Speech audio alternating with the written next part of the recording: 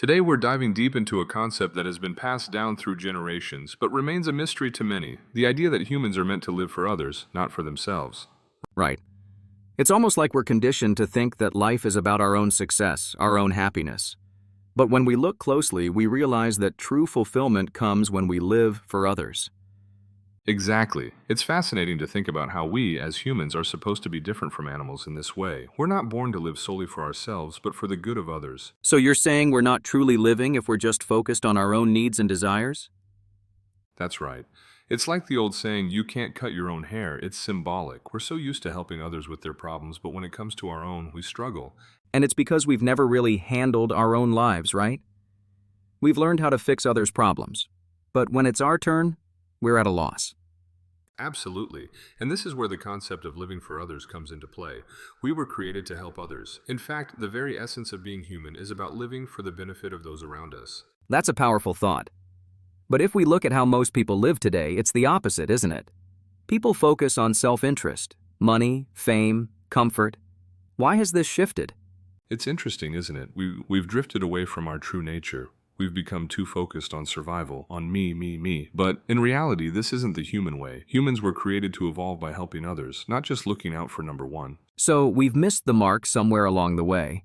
But what happens when we start living for others again? How does it change us? When we truly live for others, we start evolving into the people we were meant to be. This isn't just about charity or giving material things. It's about sharing knowledge, wisdom, love. I think this ties back to the idea of selflessness. It's not about giving things away, but giving parts of ourselves, our knowledge, our experiences.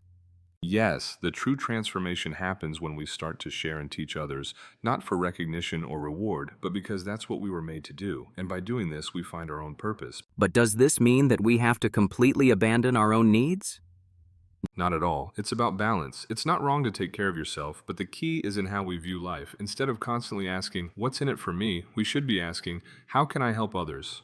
So, living for others doesn't mean neglecting ourselves, it means living with the intention to serve. Exactly. And when we embrace this, we begin to live in a way that's truly meaningful. The selfish way is the animalistic way. The human way is about purpose and service. This feels like a paradigm shift. It's like we've been living in the wrong mindset all this time. And it's not just an individual shift. The entire world is transitioning. We're moving into an era where living for others will be the guiding principle. And once we fully embrace it, the problems we face today will start to dissolve. It's not just about giving material things. It's about using everything we have, our time, our energy, our resources, in service of others. That's the key to creating a truly meaningful life. Exactly. And I think this shift is what will bring us closer to a society where fulfillment isn't measured by personal success, but by the collective good. So, to live for others, we must first understand the law of giving, of contributing without expecting anything in return. That's what brings balance to our lives. And believe it or not, when we start living for others, we begin to attract more into our lives: abundance, love, opportunities. It's a natural law that when we focus on the greater good, the universe aligns with us. This is a huge change in perspective. The future isn't about hoarding for ourselves. It's about contributing to others. The more we give, the more we receive. Absolutely.